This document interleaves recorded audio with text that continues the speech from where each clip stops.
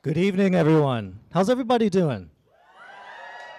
All right. Thank you for the last show in our 13th season of Equilibrium. Thank you for coming out. Before I forget, please turn off all cell phones, beeping devices, etc., etc.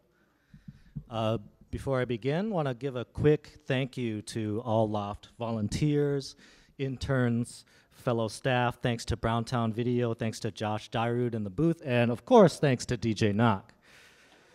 Please give them a hand. Hi, I'm Bao Phi, Program Director of the Loft Literary Center. We started in a loft apartment above a bookstore in Dinkytown 40 years ago, and now we're here. We're one of the nation's largest and most comprehensive literary arts centers. We provide a host of opportunities to readers and writers, including classes for all ages, mentorships, grants, fellowships, readings, spoken word performances, and residencies. We have a new Writing at Work program, online pay for manuscript consultation, and much more. There'll be a series of discussions centering on race in the arts from the spring until the fall, organized by David Murrah, and in collaboration with the Loft. The next one is made possible by the Minnesota State Arts Board Artist Initiative Grant. Can't forget that. The next one is actually taking place on Monday, and May 11th, this Monday at 7 p.m., and concerns Asian American arts and racial issues. That panel will be moderated by David Murrah and features Ananya Chatterjee, Linda Herr, and Bao Phi. Also, I actually was gonna say all the names and others, because I was like, fuck it, I'm gonna say my own name. Thank you. Wow, okay. Also, on Monday, May 18th, we have a special opportunity with visiting novelist Viet Nguyen. He's the author of The Sympathizer, which is an amazing book I recommend to you if you haven't read it, especially as this is the 40-year anniversary of, well, kind of the beginning of the end for some Vietnamese folks, including me and my family. And his book concerns that, and it's very nuanced, very complicated. It garnered a glowing review on the front page of the New York Times book section. We're happy to have him here. He's also going to be offering a special workshop on writing through anger, war, and trauma. So please contact us if you want more information on that. For those of you who witnessed Patricia Smith's powerful readings at AWP, and those of you who didn't, you'll have an opportunity to see her again here at the Loft. She'll be back to read as a part of the Loft's Mentor Series on Friday, June 12th at 7 p.m. Awesome. So we don't want to listen to me chatter all day. Visit our website for all of these opportunities and more information, www.loft.org. Cool? All right, let's roll through this show, yo. We're here for poetry and community. So first of all, big thank you to Christy NaMee Eriksen for putting this particular show together. She's one of our features tonight. Christy actually used to intern for us many years ago. But yeah, back when there was no official photographer, no videographer. Usually I was doing the sound booth. Tuit was the DJ. He's here tonight. We're still using his speakers. But actually interning for her is not how she got here tonight. She did this on her own. She applied for a Loft spoken word immersion community fellowship, and she won one. And her project was to teach workshops and organize readings for adoptees in 5 different cities across America, culminating in this final show tonight. We're really happy that Christy is back with us. We're overjoyed. But before she goes on, we have some opening artists and a very special guest feature, co-feature. So let's just get right to it. Everybody good? All right. First up, we have Mooks. She is an award-winning poet and playwright of the critically acclaimed and super awesome play, Kung Fu Zombies vs. Cannibals. Check her out on Minnesota Public Radio News, The Interpreters podcast, and get to know her at www.semukta-therefugenius.com. Everybody make some noise for Mooks.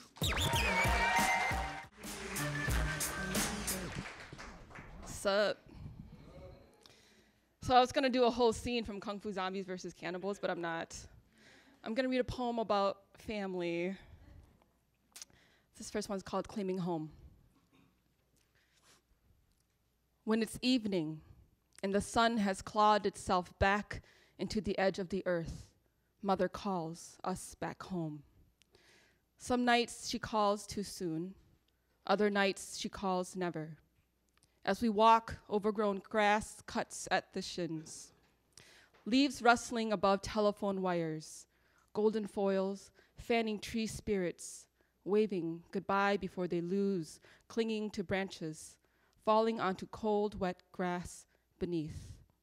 Crunching herd between my toes with each step, following my brother home. Okay.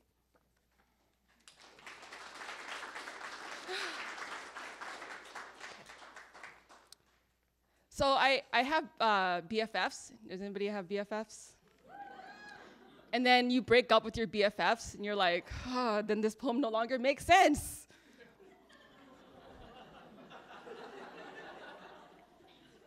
So this is a poem about my BFFs that I'm not BFFs with anymore. I still love them. Okay. It's called BFFs.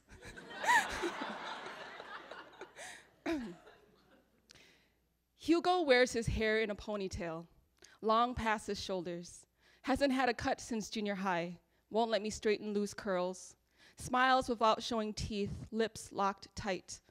Laughs subtle at my jokes and most things that I say. Angers more than I do when my heart gets broken. Mends my self-esteem with presents and food. Pays for everything when we go out. Pays for everything that has a price. Trinidad misleads people with his good humor. Laughs heavier than his own weight. Strangers think he has never felt pain or disappointments. Jolly with volume to mask the last 10 years of gaining. Sporadically loses, sporadically sheds, the need to protest my teasing. Laughs instead. Laughs at himself better than all of us can. Oh, and this person's still my BFF. This next one. Julian converses with strangers in languages not of his native tongue, for the fun of it. Embarrasses those who should know their own. Reminds me how I am fortunate. Sometimes he grows tired of talking, dances instead. Feet moving faster than tongues, hips swaying furious, arms gesticulating, communicating with only movements to those who are able to interpret. Thank you. One more time for Mooks, please.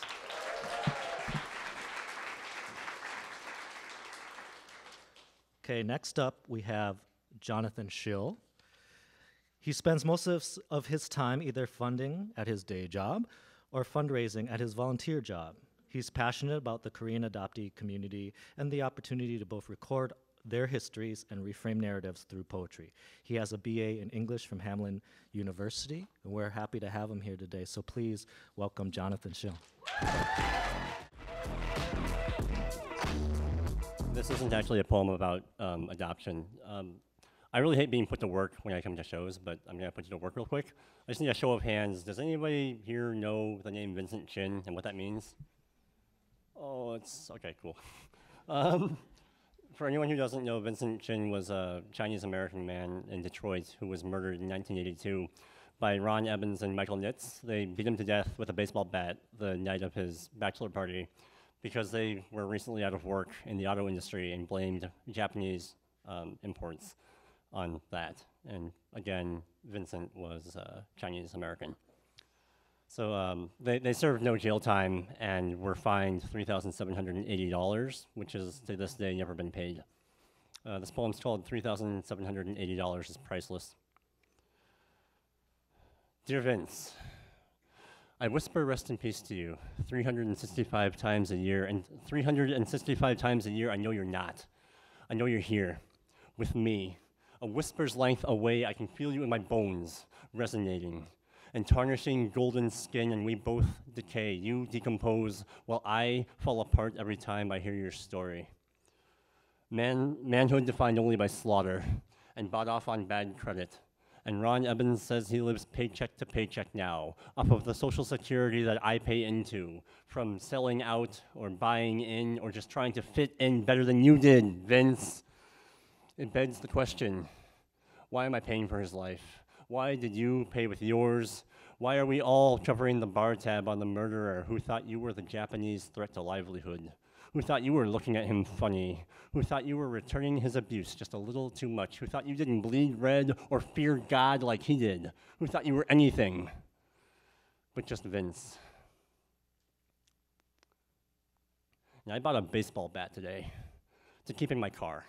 So the next time I get called chink in traffic, or blamed for Pearl Harbor by some ironic hipster, or just side-eyed from different eyes that think I am, we can bypass the teaching moment and just sputter hurt against out-of-work auto workers, shape-shifted to thick-framed glasses with bachelor's degrees and entitlement, shape-shifted to color blindness, negating history, shape-shifted to badge narratives and stolen ground stood, shape-shifted to maybe just this once.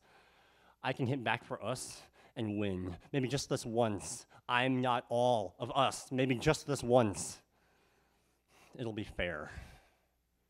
And when they hose my guts out of the gutter, it'll be manslaughter, but we'll call it a lullaby. Vince, you and me, we'll rest in peace and call it a lullaby. Thank you.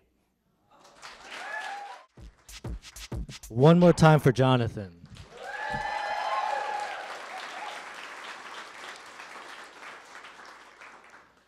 Thank you for that poem, man.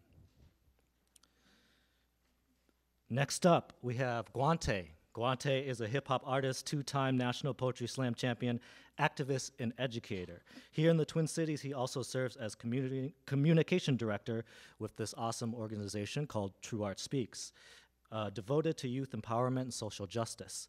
Welcome back, Guante.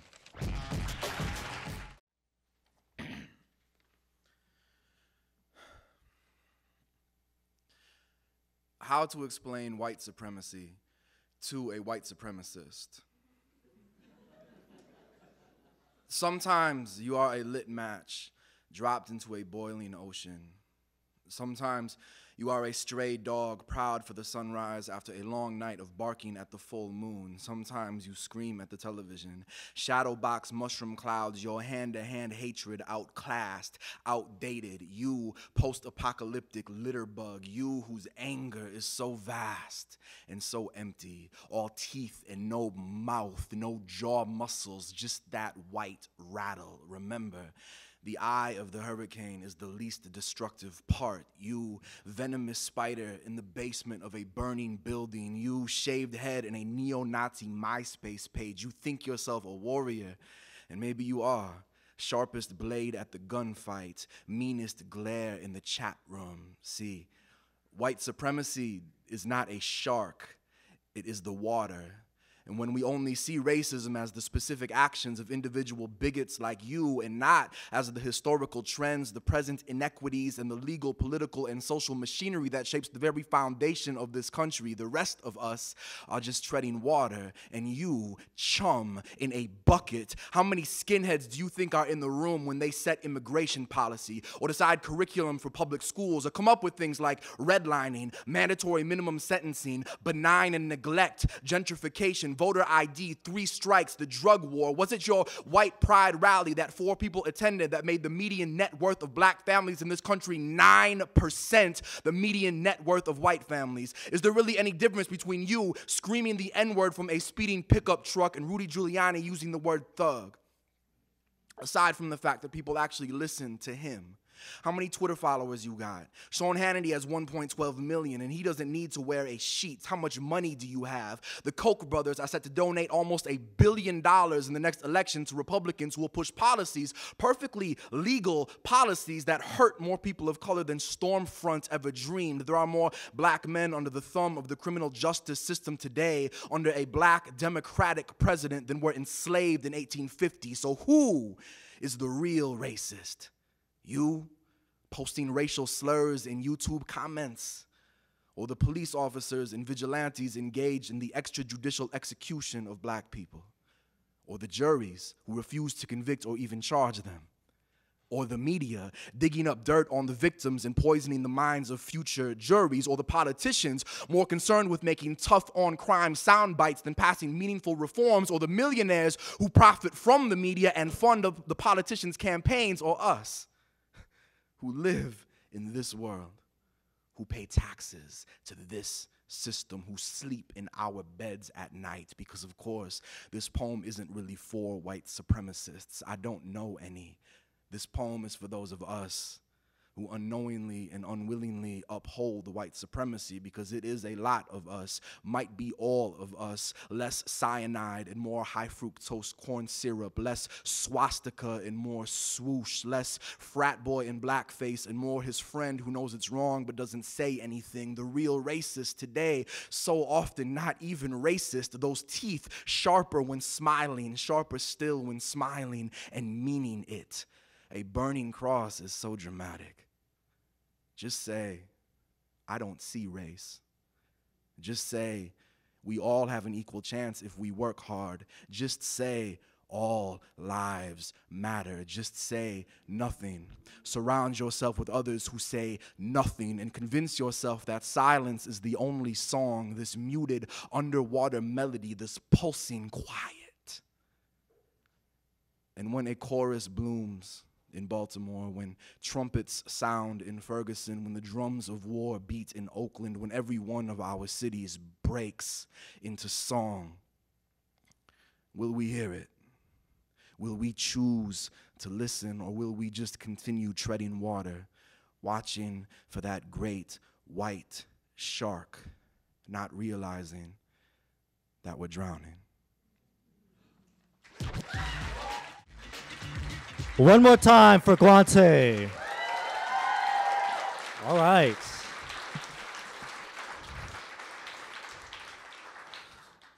So all three opening artists are local folks who are doing really great, important work artistically and in the community. Please look them up.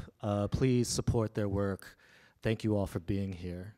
Are we ready to move to the features? Yes. Thank you. Thank you. It's like yes. So Bosia, what is there to say about this dude? He's a national poetry slam champ multiple times. He's been on the Today Show. He's been on Def Poetry Jam. He's been on the X Games. He's been on Last Call with Carson Daly. Carson Daly!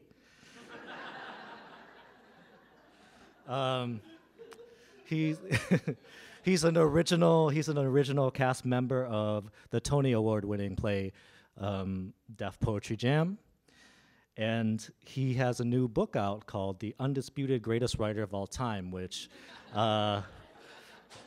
is awesome. I recommend you get it. It's being sold by our partners, Majors and Quinn, who is a local independent bookstore. So please check that out. And the last thing I'll say about Bo is he also is, from a time when he really built a foundation for a lot of us Asian American spoken word artists. Back then, nobody really wanted to hear us. And then Bo came along. And he was one of the ones who helped pave the way for all of us. White people love me,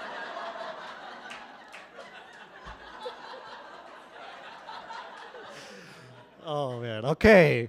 What better introduction to Bo do you need? Show some love for Bosia. So yeah, I live in Venice, California.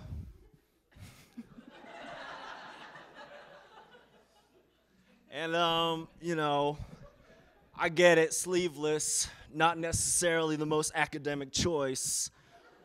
But at 38, I've decided to appreciate this shit before it slips away forever. So this is my sort of last gasp moment, where the bicep looks like a bicep and a tricep has a tricep feel to it. Before I get wings. Elders, you know what I'm talking about. Real wings. So yeah. This poem is just a reflection of me, y'all. The truth is, we live in the most chaotic, fluid time, at the cusp of systems falling apart, at the glimpse and seed of new systems to be founded for our future, hopefully, pray. And as I watch these global issues being addressed, being exposed, the volume of work being done today is just amazing to me. the people that are out in the streets, the people that are out on the internet, the people that do all those things to bring about this change, this end to the unhealthy cycle that we've lived for thousands of years, it is coming too. And in that, I believe that we all must approach these issues, so to speak, from our own angle, our own perspective, our own strength. And for myself, I've just chosen to be straight up hella vague. Because, you know, my whole thing is I'm not the detail guy in the group. You know, that's Bao, Giles, many others do that shit hella amazing. But what I do is consider the idea that a foundation requires an energy source, and that the energy source must shift before the details can be applied with the context that's actually healthy. So give me a moment, y'all. Jonathan, this poem is called Unload. I love your boots, man. What's that? Is that 8.5? It's a 9. Well, I got wide feet, so you know.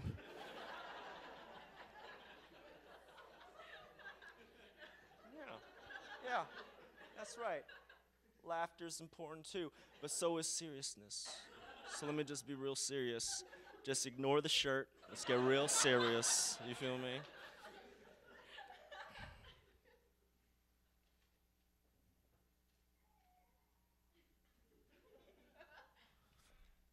Bang. Is the sound of neglect matured into rage. Bang. Deafens the ears of those unwilling to listen. Bang. It begins before the aftermath of smoke. Bang. Begs to ring the alarm that can't be snoozed. Bang. A boy who's only seen touch but never felt it. Bang! The daughter who's been hugged too long by abuse. Bang! Babies burning in silence until innocence drowns in the ash. Then bang! Just like the movies. Busy parents working too hard to explain special effects. Bang, you get it already, because bang, there's been another shooting, and bang, the poet wants the metaphor, bang, to get your attention, because bang, there's no restart on this video game. The ones we call freaks ease our accountability. All media gets placed in a vacuum of blame. Our animal grows strong when fed on what distracts our humanity. Bang! This is not about gun politics. War is a convenient way to ignore the work. It takes a village to raise a monster. Bang! A billion uncharted moments before the darkness filled with stars. A billion unreported experiences before the child throws the fit that becomes the clip we stay fixed on, like children gazing at fireworks. Explosions made both message and meaning. Bang! Listen for more than the loudest sound in the room. Bang! Weapons will evolve while we deny their origin. Weapons will melt once we've reverse engineered our hate. Weapons will become archaic with choices more fitting to our unique design. Bang! Make time for others' hurt before it turns poison. Bang! Remember the child within before you react from the child within. Bang! Let your pain be a guide and not a source. Bang! Teach your children how fruitless the zero-sum game. Bang! Teach your sons their want demands context. Bang! Teach your daughters their will is not a prison. Bang! Compassion is greater than all that may destroy us. In every breath, an opportunity towards demise or thrive. It's not in the words. It lives in what's between.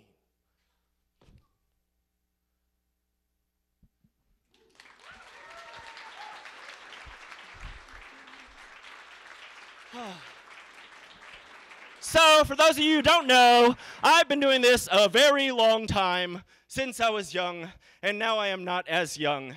And so, pardon me if I just go about it all the wrong ways, because in reality, I have discovered through my own experience and exploration that the depth of poetry has expanded me beyond language. It is in the movement. It is in the tone. It is in the colors and connections between people. There is so much to the distilling of our experience than to condense it into finely tuned stanzas.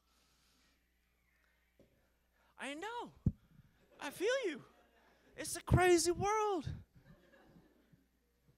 This poem I recite to myself every couple of months. And every time I do it, I think I got it down. And then life brings me a whole new set of experiences that reminds me that the level continues to expand if we want to grow.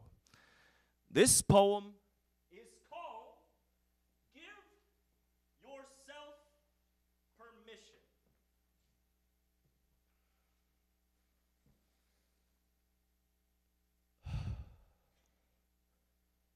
To pat yourself on the shoulder. Waiting on parents can take a lifetime. To take better care of yourself. Why feed those who profit on the broken? To listen for what isn't tangible. What eyes grasp is severely limited. To want from places other than fear. If others judge, that's their cross to languish on. You're not too sensitive. Feel.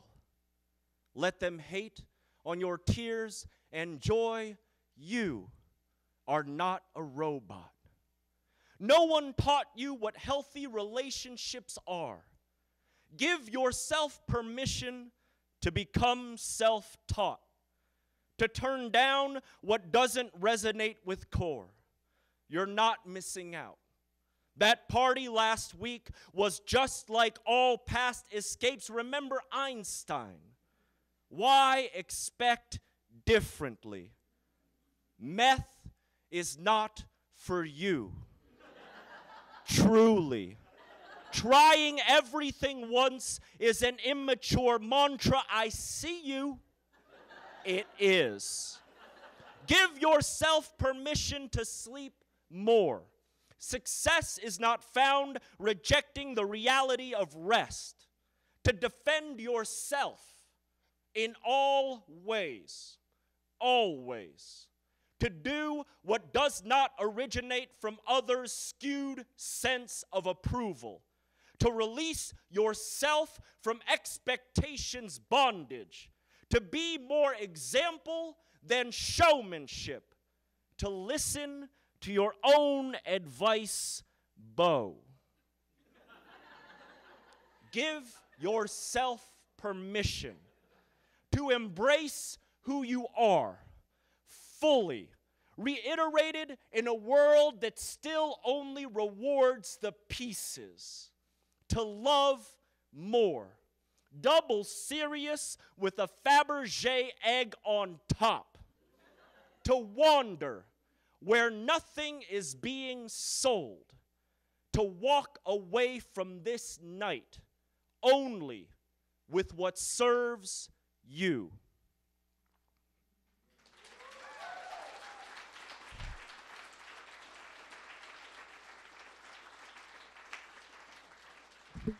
So, earlier in the evening, I had a pad of note papers that I had gotten from my hotel, and I brought them to this venue, and I asked folks to write on a slip of paper thought, idea, word, question about love in the moment, now, where their heart is. I asked them to fold it up and put it into my jacket pocket. Now, we will all discover what this was all about.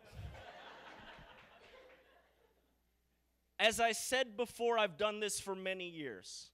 I've done quite a large volume and range of performances.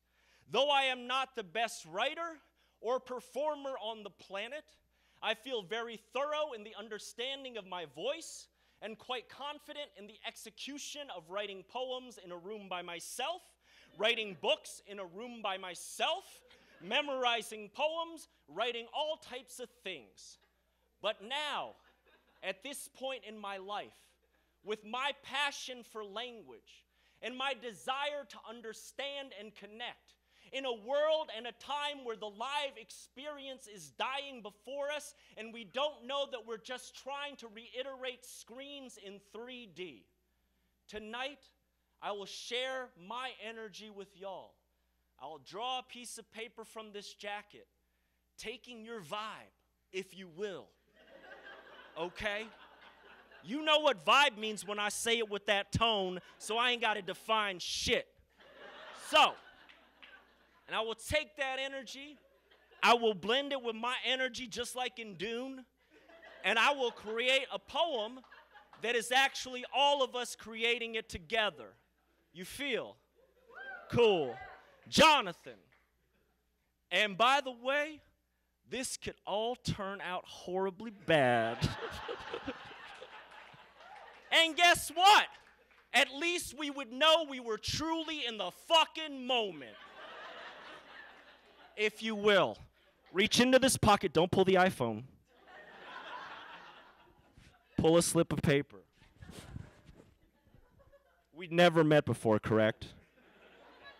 Cool. Yeah, it's a hat of holding plenty. You know what I'm saying, Bow. D&D, baby. +1, +1. Man. God, this could go so bad. All right. So, take a deep breath with me, everybody.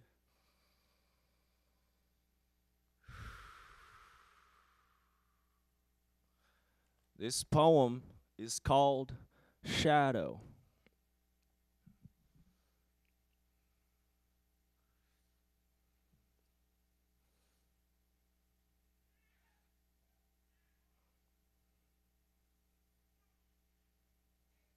In the darkness, the wounded cat heals.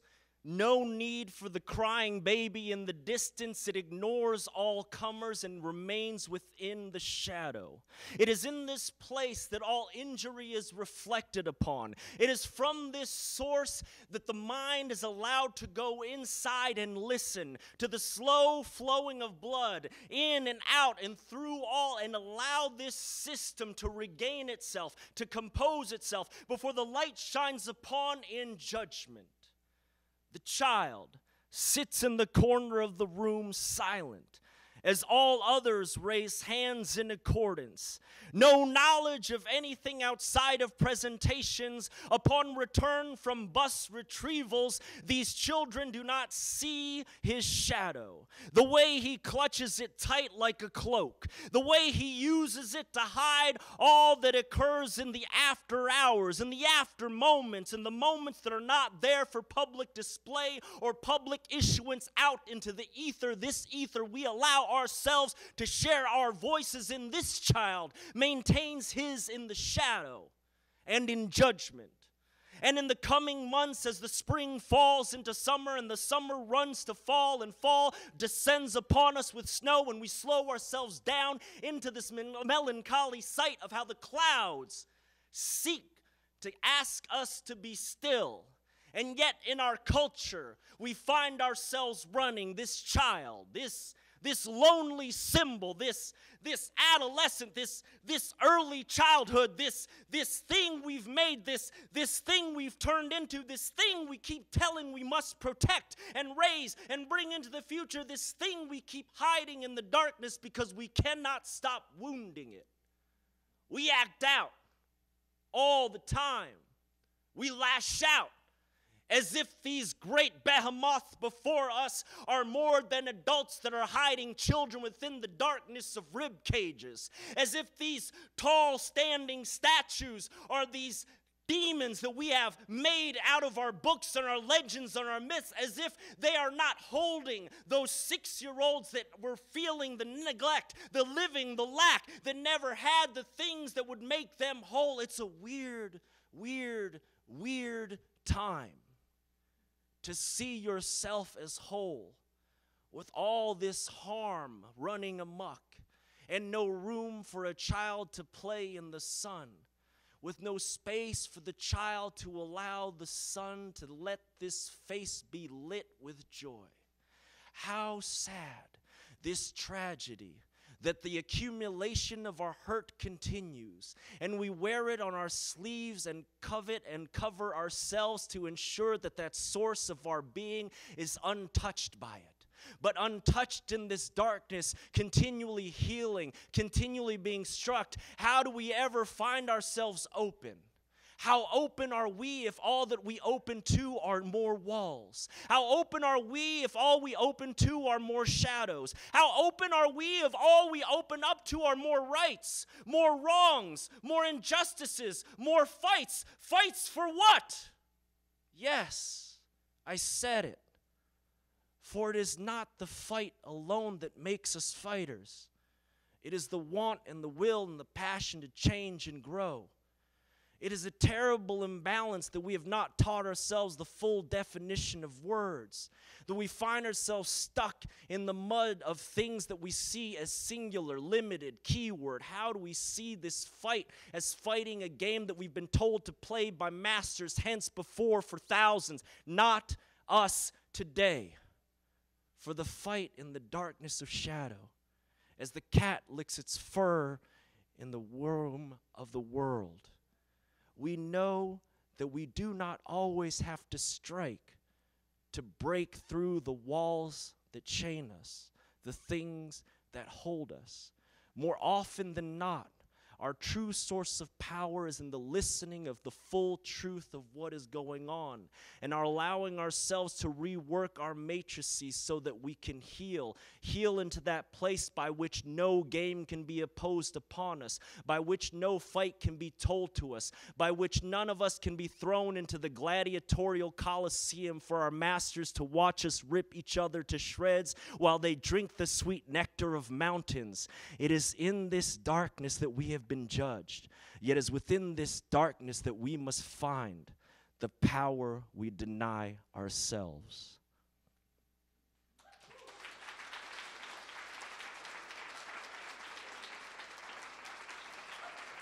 So yeah, that's a little crazy.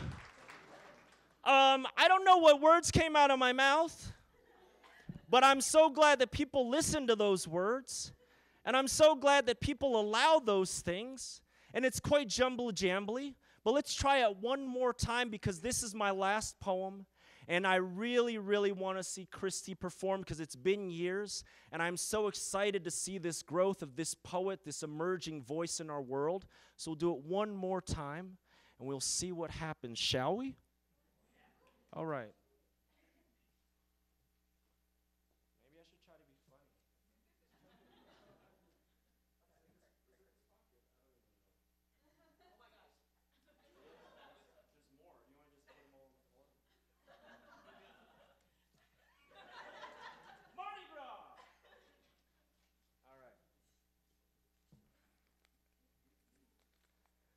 That was a weird poem. But you know what? I really believe that. Like, I really believe that there is a listening power that we deny ourselves that will limit our potential to really break through these archaic systems that no longer serve. that's just me. And I don't mind being crazy. I'm too old to give a shit. I don't mind being wrong. I believe with all my being. This poem is called Heartbreak.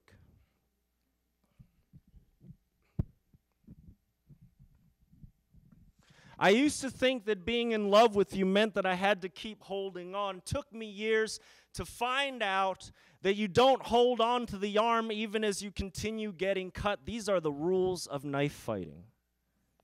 What an interesting world, these relationships we put ourselves through. How often I didn't have the time to consider my father and mother, only the wrongness that they presented like a television show throughout my childhood. All the things I never stood became the signs and markers of what relationships should never be. I didn't see the context of actions, the system and environments influencing the course of behavior. Who knew that immigration would be so hard on two that one would make the suffering whole? Here I am, little boy me, trying to find love in a golden age, in a computer time, where Tinder tells me I am not tall enough, where Tinder tells me I am not white enough, where Tinder tells me I am not rich enough, where Tinder tells me I am looking for compassion, understanding, wit, humor, and blue eyes. It's a crazy time, and here I am longing for you. Too old for some, too young for others. How is it that we never had children yet made our lives together full of cups and plates and trinkets we collected along the way to hold and bind us to one another with no sense of that wholeness we could find without the objects we've placed before ourselves on the shelf? Wow. I wish it could be forever. I've grown into the place where I know that forever is not true. I've grown into the place where so many of our words are impossible to live by. So many of our words acquire more earning than any of us make responsibility for. So here I am wondering, of all the words I threw into the ring to try to hold you to me, why didn't I just say the truth?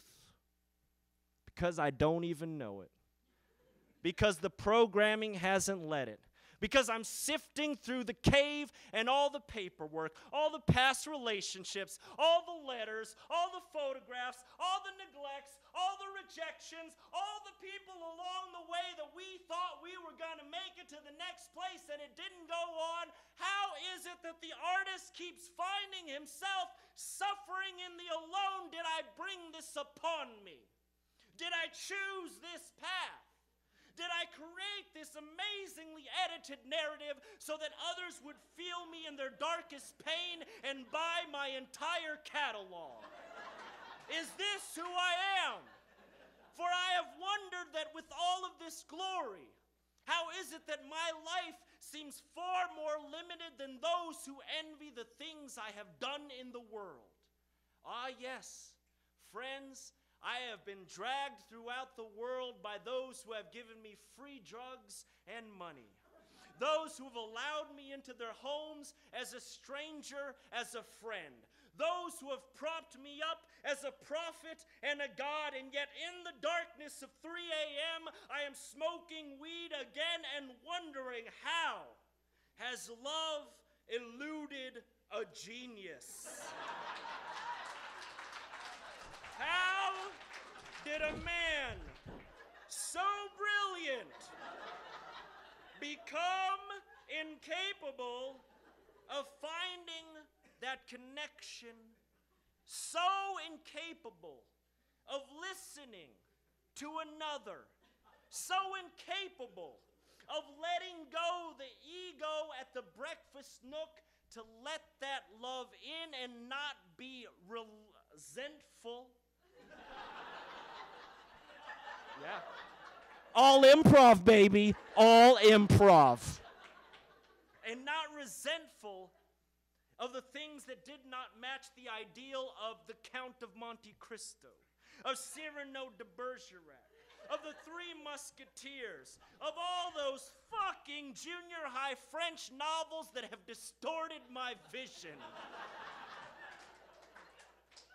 If only I could have seen you and not the value you held to poetry.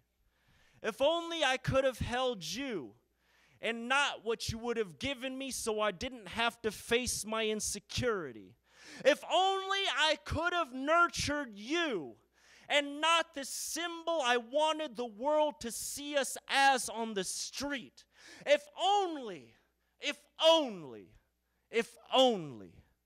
But now I am here, looking back. There is no return to the past. There is only return to the self.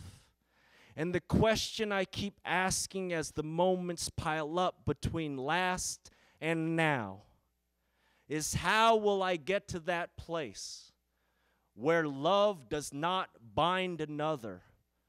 For it is too late for me to walk this path, dragging someone along, someone who I know that if I cannot honor that, then I am not even walking forward. Have an amazing night. Thank you very much. Take care. I'm so excited for Christy. That is very brave to improv. That's amazing. When I improv, I get up here, I'm like, ice cream, ice cream, donuts.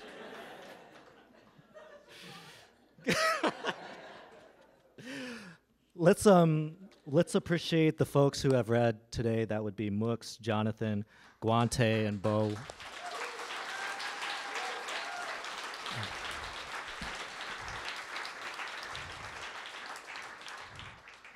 It's a wonderful community, wonderful guests. That's why I love this series. 13 years. Crazy, right? And it's an honor and a pleasure to welcome Christy NaMee Eriksen to be the last reader tonight. I'm going to read her bio, and then I'll think of embarrassing things to say about her internship here. She's an award-winning Korean adoptee spoken word artist, activist, and educator based in Juneau, Alaska. What? Her work is grounded in social justice and community engagement. She is the co-founder and president of the nonprofit, I'm sorry, can you say it for me? Wishkanadi, a community arts organization that hosts monthly open mics and poetry slams, committed to diversity, inclusive community, empowering voice. So you can go to Juneau and go to a poetry slam. All right? She has performed at art centers, universities, and theaters, including the Roundhouse in London and Equilibrium. And she's been published in a variety of online and print publications and leads spoken word workshops and residencies for diverse groups. She, of course, won the Spoken Word Immersion Program. If any of you are interested in that, by the way, you can apply in the fall for $7,500 for a community immersion project of your choice. You have to be an artist of color, Native American artist, to apply. Christy is one of our winners, and actually Cindy Tran is one of our winners, so she'll be here in April reading. And we have 3 other winners for next year, too. And Christy got one, and she did really exciting work culminating in this show. She'll be accompanied by Maida Miller. Maida is an adopted Korean American artist and performer who writes original material and performs around the world. Her recent tour to her birth country, South Korea, has inspired her to create a one-woman show scheduled for July 10th and 11th, 2015 at the Guthrie. All right, so please give a warm welcome to Christy NaMee Eriksen and Maida Miller. Thank you so much. Thank you so much to all of the fine poets who opened this evening, and of course to Bo Sia for giving me a hug earlier. That was really rad. It's really wonderful to be sprinkled with love here up on stage, so I appreciate that. I'm gonna dive right in. Bo comes up and improvs, and I come up with my school folder. I know. Just one day, I'm gonna work on that. Donuts. Shit. It's true. It's true.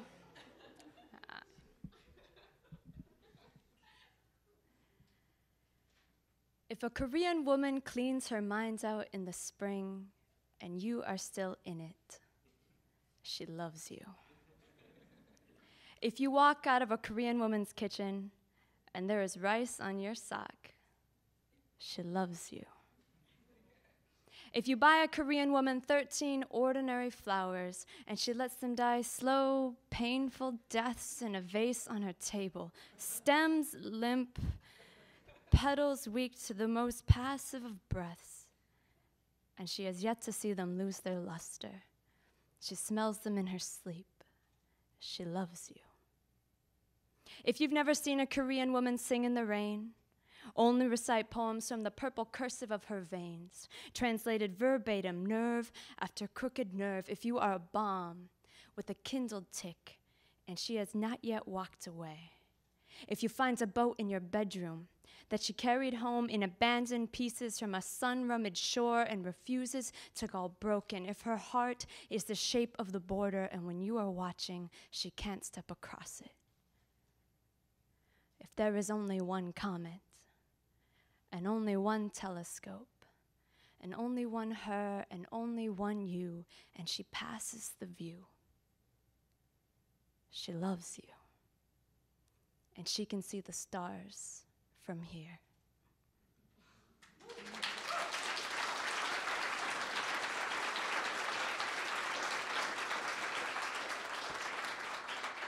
So that is a poem called How to Tell If a Korean Woman Loves You. And it's also a poem that's on my CD, which is called How to Tell If a Korean Woman Loves You.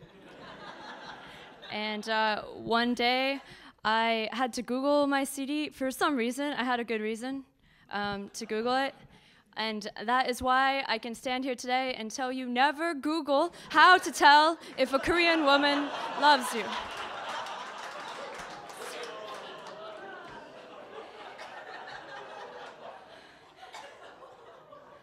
That shit is not good for your health. Yep. I didn't think about that. All right. Anyway, I am so eternally grateful to the Loft for, of course, not only for the spoken word fellowship that they gave me, but helping to really raise me up as a poet. I was Bao's intern. I perused the college listings of like all the universities in the Twin Cities area for every single college club of color, or any immigrant groups in the neighborhood, anybody who I could invite to any type of show to really do community outreach. I remember taking pictures, taking money, right? This is when we were a lot smaller. I begged him to be an intern. He didn't have an internship program. I was just like, I could do it. You don't have to pay me. And it was just a really wonderful experience. The entire time I didn't even tell Bao I was a poet. And I just kind of did it quietly in the back. But it taught me a ton about what it takes to community organize correctly, to really put on an event and to be dedicated to a mission to really empower audiences and empower writers who look like each other. And so it was a supreme gift. I wouldn't be doing open mics and poetry slams in Juneau if it weren't for what I learned, both from Bao, here at EQ, going to, do you guys remember ICE open mics? Are they back? Are they a thing? They're not a thing anymore. Some people remember it. Yeah, anyway. I just got old. Yeah. So anyway, just what I learned about community organizing and community empowerment through voice was totally based here in Twin Cities. So I'm really grateful to Minneapolis and St. Paul for that. So thank you, beautiful people, just for being here. Thank you, Loft. Yeah, you can clap about that. That's cool. I'm a firm believer in the random clap, you know? So, or wait, that sounds terrible.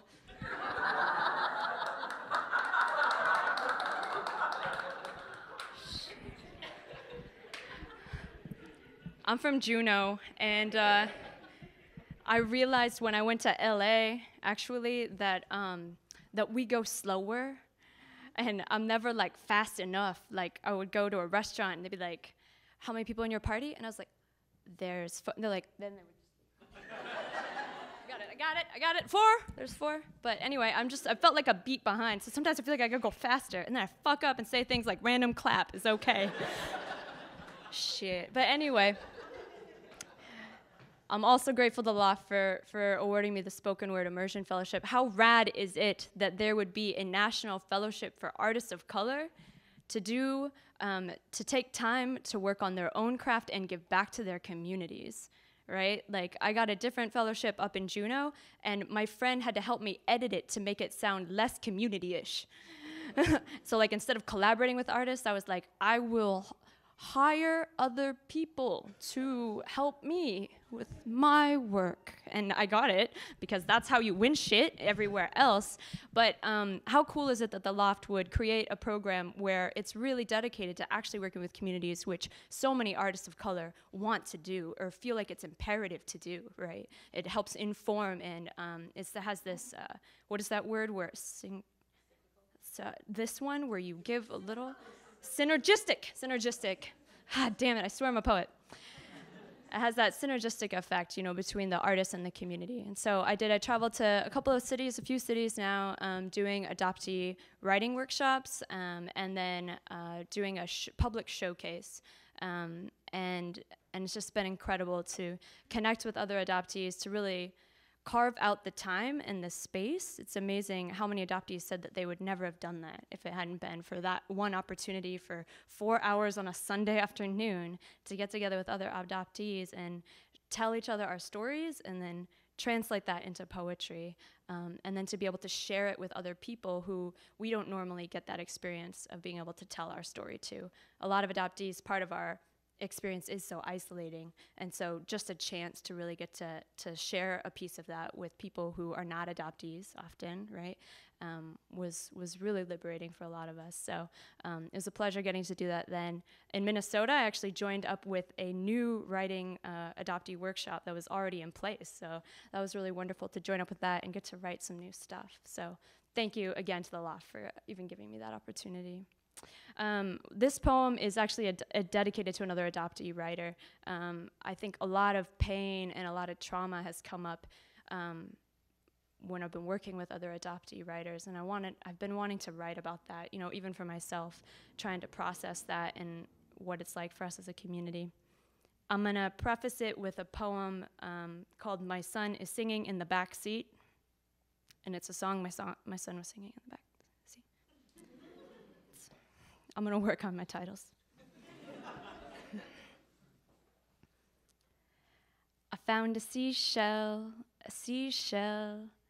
and it was broken, and it was beautiful,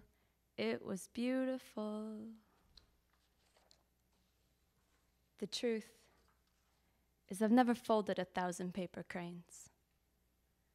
Unless you count every time one of us was picked last in gym class, every time we choked on our own names, every time our mothers got drunk and we forgot. If you count every time we folded in half, every time her heart showed too much skin, every time he used poetry to say goodbye, you would know what I know. That we think we are too thin to hold ourselves up, but we take shape for each other. We are corners, we are wings, and every 1,000 or so I make more or less the same wish. Brother, believe me when I tell you how bent and beautiful you are. Thank you.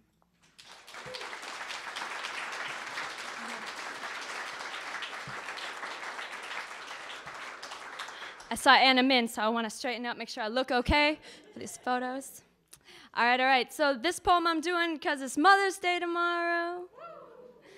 Yeah. Are you a mom? Are there any moms out there say yeah? Yeah? Not now, girl. It's my turn. I'm about to say, no, I'm just kidding. All right. Oh, anybody got a mom? And they're going to wish their mom happy Mother's Day tomorrow? Yeah. Anybody here with your mom? Yeah, hug your mom. That's great. That's good. All right. So this is a poem called "The Worst Mother in the World."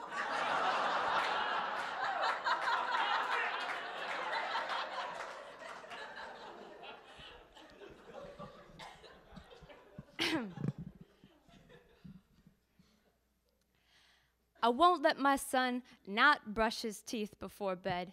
He says he hates me, and I'm the worst mom in the world. Now he has to brush his teeth twice.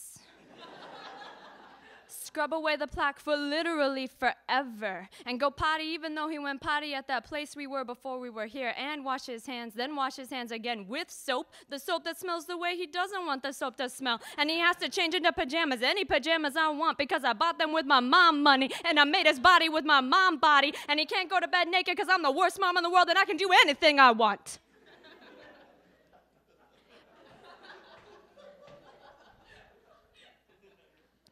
And when he is all ready for bed, I'm going to remind him that he hasn't won. Because I win everything. Because I am the worst. I'm going to suggest he apologize for saying that cruel thing he said to me. I'm going to demand that he apologize for saying the cruel thing he said to me. And he's going to say he's sorry, but I won't say I'm sorry because I'm the worst mom in the world.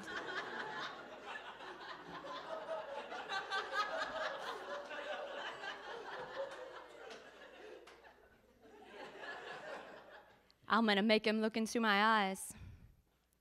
The worst mom eyes in the world eyes.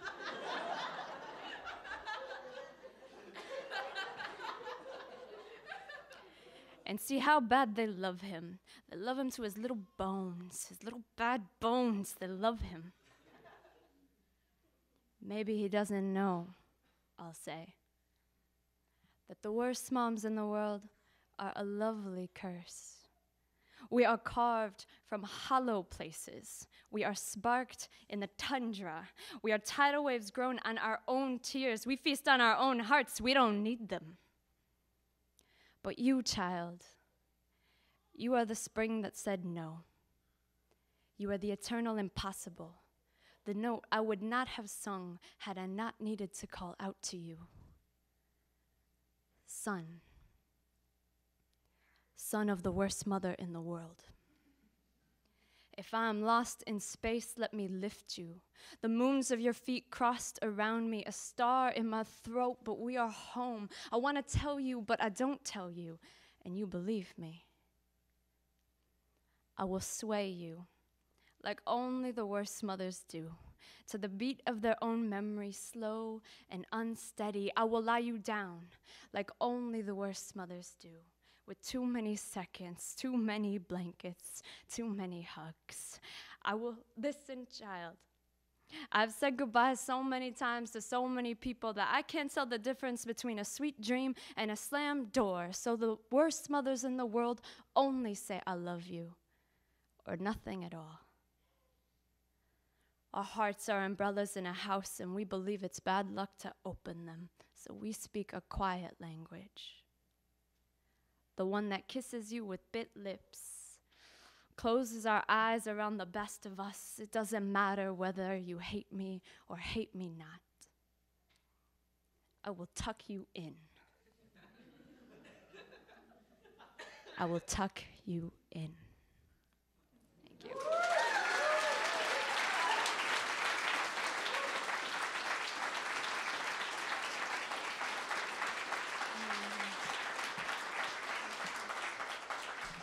Can you please put your hands together for the world famous, part Prince, part Yoko Ono? Is that what I read? I love it. Maida Miller.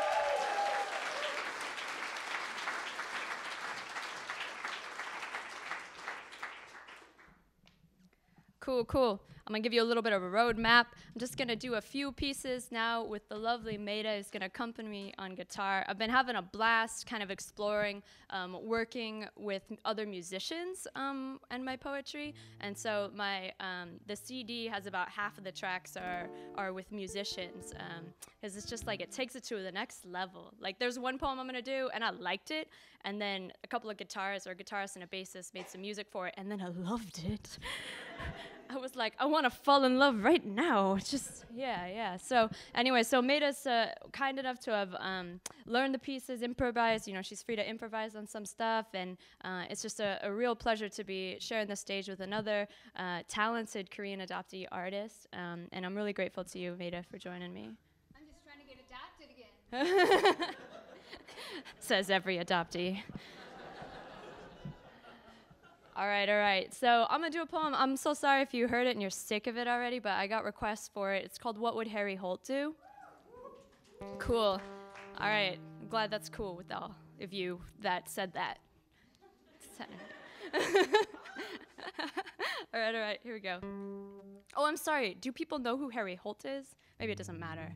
But Harry Holt is, he's said to be like the father of adoption.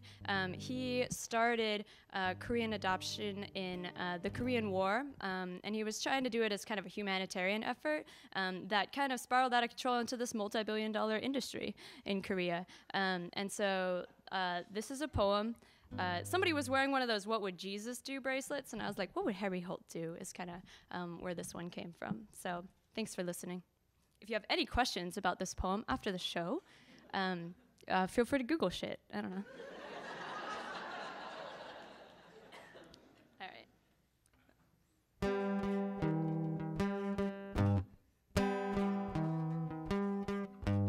Everyone knows what Harry Holt would do. As a businessman who wanted to be a hero, as a father who wanted more, as a Christian with connections. Well, I want to know, what would Harry Holt do if he knew about all the good Korean adoptee Christians that are hooking up all over this town?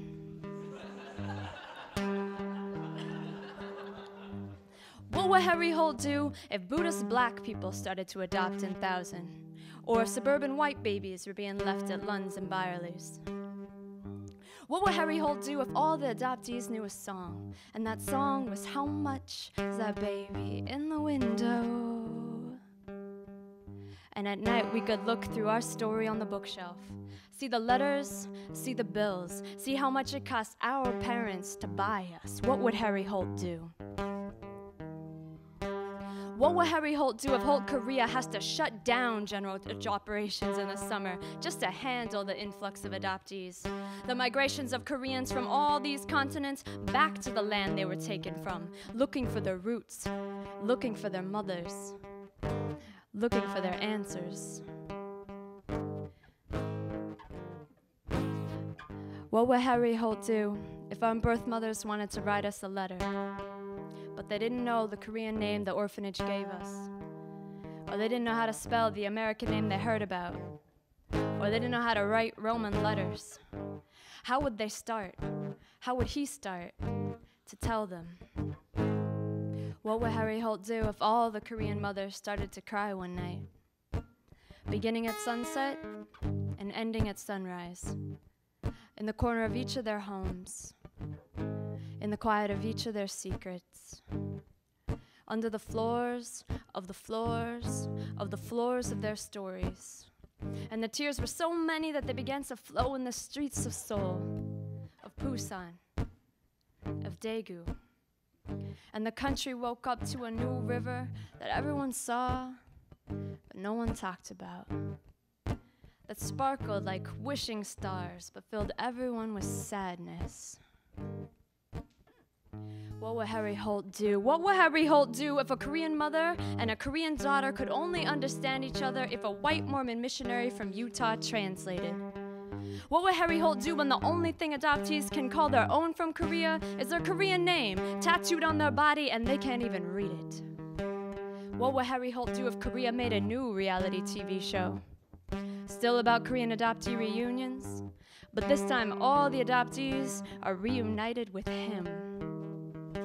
What would Harry Holt do with the stress of 200,000 questions? What would Harry Holt do with the results of a customer service survey? What would Harry Holt do if we started to write our own research? What would Harry Holt do with all the prayers young adoptees whisper to Harry Holt's God? With all the wishes burnt on birthday candles, all the letters sent to Santa, asking, requesting, begging for whiter skin or bigger eyes or a less flat face, or to be Megan Nelson or Camille Jarvis or Heidi Farrington, who's a little chubby, but everyone still likes her. That'd be all right. What will Harry Holt do about love? When money turns to shame and an Iowa man beats his Korean adopted children to death with a baseball bat. What will Harry Holt do about Love, when things change and a child loses its shine. When a Dutch couple visits Korea, picks up a daughter and returns her to the orphanage 7 years later. What would Harry Holt do about love? When adoptees are saving their allowance for a surgery to cut a fold in their eyelids. When they're only dating colorblind white men who have a thing for Asians. When they're holding their own grown mother in their arms as she breaks. What would Harry Holt do about love when their families don't want to hear about it anymore? Don't want to hear about it anymore. You were never a Korean child, you were just our child. What would Harry Holt do then? And what will Harry Holt do now to save us?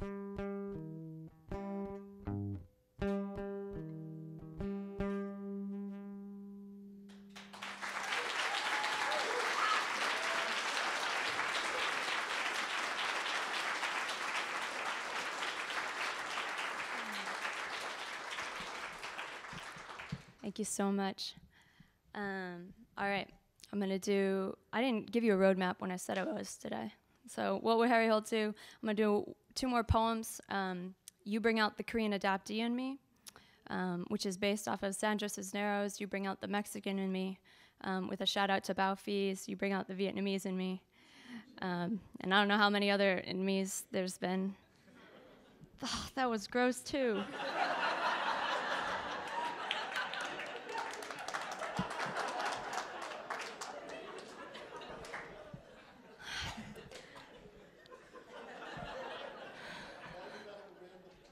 I know. Oh, God. Okay.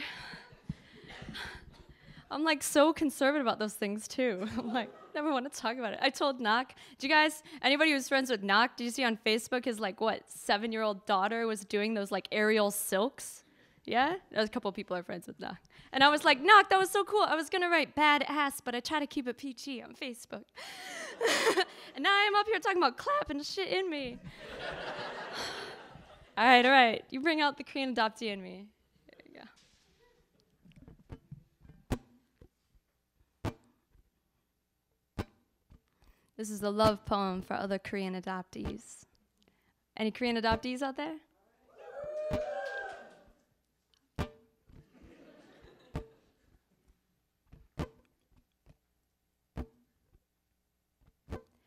You bring out the Korean adoptee in me. The snowdrift eyelids.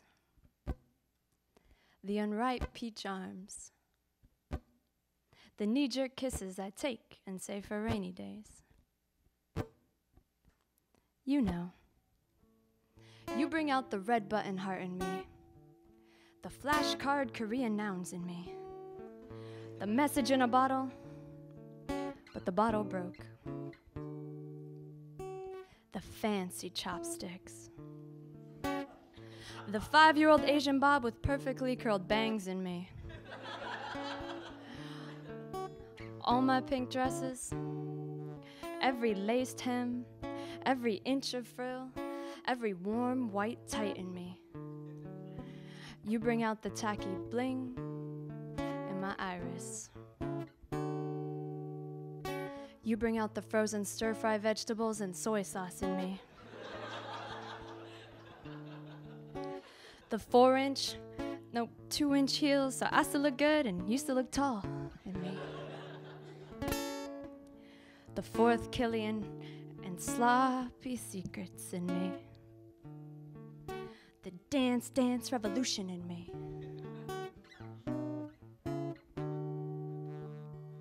You bring out the airplane in me. The flame start turbine jet stream flight in me. The Pacific in tablespoons in me. The quake of migration. The tsunami of children. Our mother's treasure chest memories sunk into the bottom of their throats. The family tree with ghost branches. The hum of trains pumping below the pavement skin. The hum of one woman singing Ariang into the dusk room of 21 babies not her own, lives paused on lullabies. I want to sing this song for you. Roll my Korean adoptee tongue into quarter notes on your lips. I want to make you failed Asian recipes and steamed rice out of my 20-pound bag I will never finish. I want to tie donated hanboks loose on our long-lost bodies. Take photos of how Korean we are some days. The Korean adoptee in me, I am always looking for someone to save me.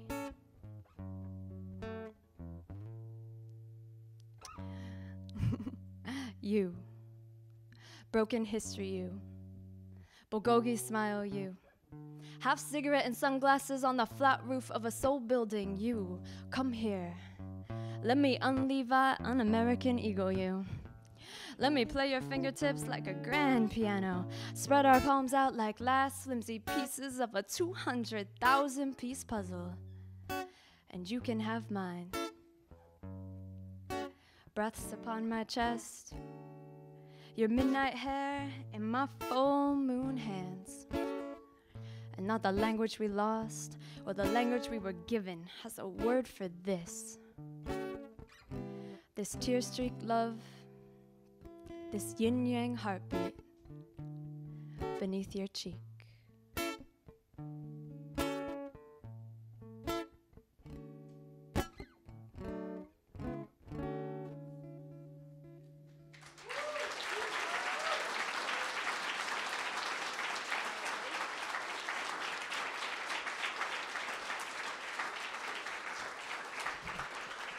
All right. How y'all doing? Doing good? All right, cool. Last poem of the night. This poem is really great for a Saturday night. It's called Pickup Lines for Poets. Poets in the house? Yeah? Yeah, yeah. Those who want to pick up a poet later? Yeah? No? Yeah. They're just shy. Nah, all right. Cool. This is totally the probably only time I scribbled a poem on a napkin in a cafe and it worked out. Yeah, okay, here we go. Pickup lines for poets.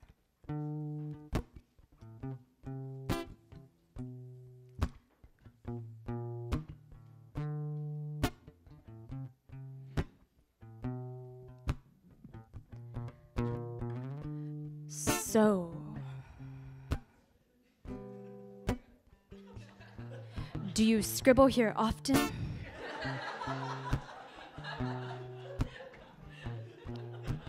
Allow me to alliterate how achingly amazing you are in the anachronistic afternoon. I never believed in love at first draft, but reviewing you, I can't picture a single revision. I enjoy banned books and I like long walks at the library. Is that a sonnet in your pocket or are you just happy to see me? Is that a verb on your body? 'Cause I really want to do it.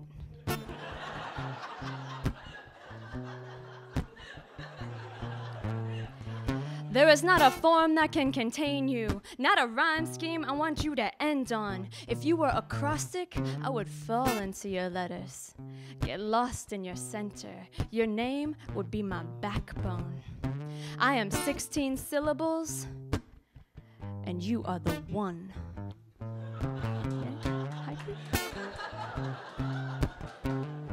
Haiku, y'all. It's a 17? Yeah, that's right. I'll see you later. Litmus test. All right, here we go. Baby, there ain't no stem high enough, ain't no root low enough to keep me from prefixing you.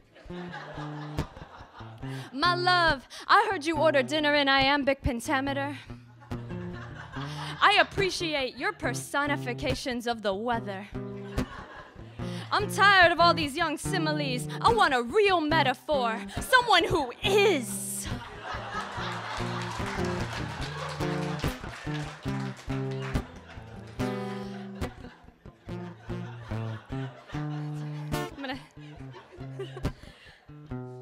sit here next to my raven. Be a man of your word. Let me highlight passages of your breath, my favorite sections. Let's go outside. I will grip you like a lifetime of leaves in Walt Whitman's grass.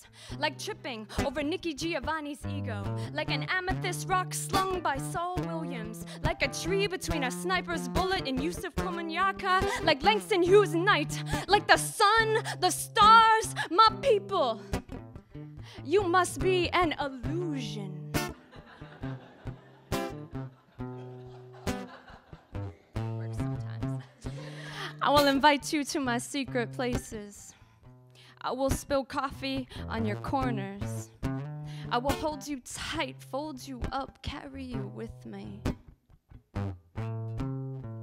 Solitary poet, raise your eyes. Tuck your pen to bed, and while all your demons are sleeping, read my lips. I will whisper synonyms into your skin like a thesaurus in heat if you will open me. Come here. Let me give you something to write about. Thank you so much, Minneapolis. Thank you, Balfi, Maida, Bosia, John. Give it up for Knock, Mooks, Guante. Oh, I fucking love you. Thank you, Zach on video and Josh in the back.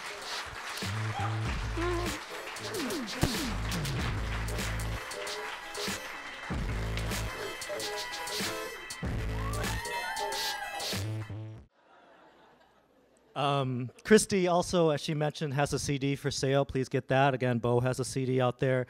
And all of our wonderful artists, again, do really important work. Find them, support them. Let's give a hand to Christy NaMee Eriksen, Bo Sia, Jonathan Schill, Maida Miller, Mooks, and Guante.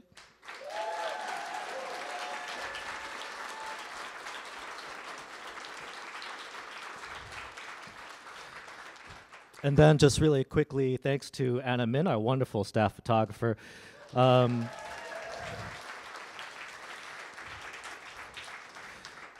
Also, DJ Knock in the house. Thanks to Browntown Video and Josh Jairud in the back. Thank you all so much for all your work. And last but certainly not least, thank you all, the community, for showing up for 13 years. New and old fans, people who keep coming back, people who are new. Thank you. We could not exist without you. So thank you for coming and have a great night.